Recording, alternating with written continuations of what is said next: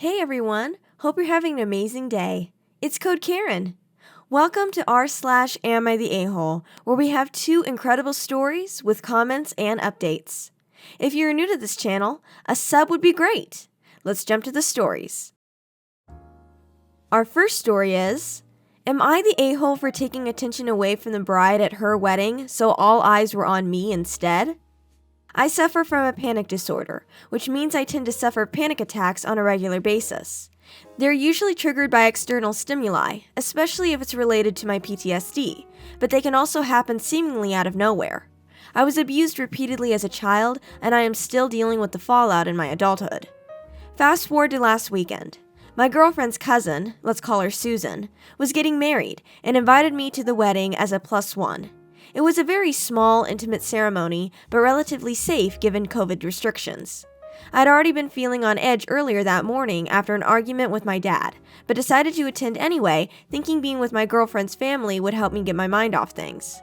Sadly, this on-edge feeling didn't go away. During the wedding ceremony, I tried to hold in my anxiety, but it wasn't working. It just made things worse. My girlfriend tried calming me down, holding my hand and assuring me everything was okay. After a few minutes, I got up during the vows and headed for the lobby to try and calm down. My girlfriend got up with me. People stared at us as we left. After a while, I did feel better, and some relatives asked me if I was alright. It felt nice knowing these total strangers weren't going to judge me for a mental health crisis that I couldn't control. Later that day, I was at my girlfriend's apartment. While she was in the bathroom, her phone went off, revealing a string of texts from Susan. I didn't snoop through her phone. Texts on iPhones appear briefly for a few seconds while on sleep mode. I'll give you a super brief summary. Susan thanked my girlfriend for coming to her wedding, but added that it was very rude to just get up and leave in the middle of the ceremony. Susan said she worked her butt off to make the wedding happen in spite of COVID, and she accused my girlfriend and I from taking attention away from her, and that we should have stayed home. I later told my girlfriend about the texts, and she apologized profusely for Susan's behavior. She said she never remembered her cousin acting like this, and maybe she was just caught up in the drama of the wedding. I'm sure that's true, but Susan's not the first person bothered by my panic attacks, and she won't be the last. Maybe I should have stayed home. I was already feeling panicky to begin with, but I left anyway because I love being around my girlfriend and her family. Maybe it was selfish of me to do this on such a special occasion as a wedding. Am I the a-hole? Edit. I don't think I made a big scene or anything. I had some staggered breathing, tremors, and felt lightheaded. There were about 12 to 15 people in the audience. Edit 2. I now see that I am the a-hole, but thanks for also being understanding of my disorder. I hope Susan will accept my apology. I never meant to ruin the wedding, but I should not have used it as a way to make myself feel better. I should have stayed home and found someone else to talk me through my panic attack. I just thought my girlfriend would have been the best person at the moment. Wanna_die420 says, gently, you are the a-hole. Look, I emphasize as I have an anxiety disorder and depression, but just because we can't help that we have these issues doesn't mean we suddenly don't hold ourselves accountable for our actions and the way they affect people around us. It explains our behavior, but it doesn't excuse it. You were already feeling panicky, and given that you knew a breakdown was coming, it's a little selfish to have gone to someone's wedding expecting their family to make you feel better. Honestly, Susan's reaction was 100% valid. It's understandable that Susan would be hurt because you were using her wedding not to support her, but to use the event as a distraction. This is really self-centered. At the end of the day, you do owe her a big apology. Small and Sassy 01 says, you are the a-hole. You knew you were already feeling panicked and you went to the wedding anyway without doing anything to calm yourself down first. You left during her vows. It's like the most important part of the wedding, and it's not like it was a large wedding where no one would have noticed if you got up and left. Weddings are expensive and stressful, and the couple getting married was just asking for your full attention for basically 30 to 40 minutes. You know you have these attacks. By the sound of it, you've had them for a while. Either find a way to calm yourself when you are experiencing an attack, or don't attend people's very important life events when you're on the brink of a panic episode. The bride and groom both deserve an apology. So does your girlfriend, since she missed her cousin's wedding to help you calm down. Diagnosed Wolf says, you have a condition that is not your fault, but it is your responsibility to manage it. Panic attacks are awful, and it is dreadful that you have to deal with this condition. but you do. This is no different if you are a diabetic or had any other kind of physical chronic illness. It is a real, genuine illness that deserves attention, but it is your job to manage your symptoms so that you don't do things like ruin someone else's wedding. Just like it wouldn't be okay for a diabetic to ignore warning signs that they need to give themselves insulin so that they don't pass out or have a seizure in the middle of a ceremony, it is also not okay for you to ignore the warning signs that you're about to have a panic attack in the middle of the ceremony and do nothing to prevent it. You felt the signs of a potential panic attack. You went to the wedding anyway. I understand why, but it was the wrong decision. Gently and with the greatest compassion, you are the a-hole. The Chaotic Trash says, "You are the a-hole. I really feel for you, but you should have stayed home after recognizing possible triggers for a panic attack earlier that day. Your panic disorder is not your fault, but it is your responsibility. If I was the bride and had to cut my guest list down to 12 to 15 and then have 2 people walk out during the ceremony, I'd be very upset. And just for the record, reading other people's texts is super rude." Spooky Black Cat says, "Not the a-hole. You had a medical issue during her wedding, so you retreated to the lobby. The bride decided to spend her wedding night harassing you about it. Sheesh." Update. Thank you for your feedback.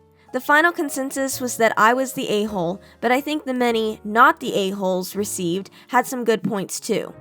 I left Susan both a text and a voicemail apologizing for taking attention away from her. I had no malicious intent and was simply trying to solve a mental health crisis and what I thought was the best option, which was being with my girlfriend rather than by myself. Nevertheless, I shouldn't have used the wedding to make myself feel better. Later that night, Susan texted me saying she accepted my apology and was happy that Susan forgave me, but for a while, my mind went to a dark place about this whole ordeal with panic attacks. I've spent a lifetime being treated like there was something wrong with me, whether from my abusive father or others who didn't know or care enough to act with my best interests at heart. My own mom tried to get rid of me as a baby before giving my dad full custody. I wished many times that I could just disappear.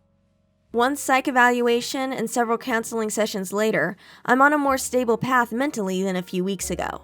I was given stronger meds than I could take right before I had another panic attack. I also want to get some sort of support animal to have in my apartment.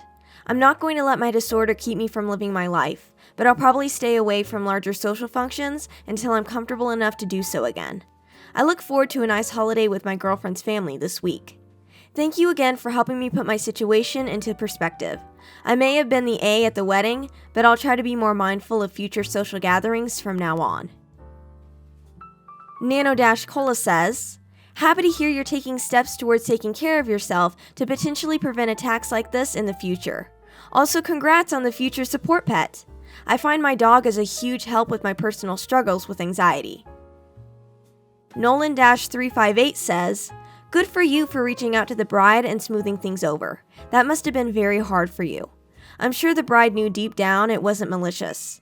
I am someone that struggles with mental health issues, and even now, after dealing with it for many years, I avoid large crowds or bigger social gatherings.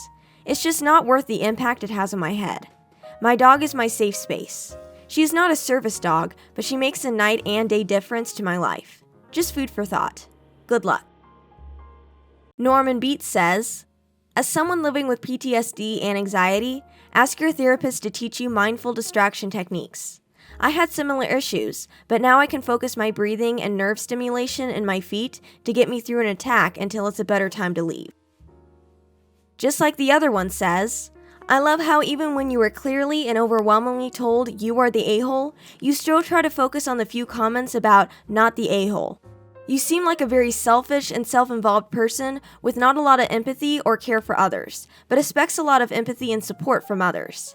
I don't know if it's your mental health problems or just your personality, but there's something about you that apparently makes you think the world revolves around you and others are just around to comfort and support you. You jump straight to claiming others are treating you like there's something wrong with you, when the reality is, all people expect from you is for you to be a respectful and considerate human being. Other people don't exist solely to comfort you. After saying that, good luck to you." Our second story is, "Am I the a-hole?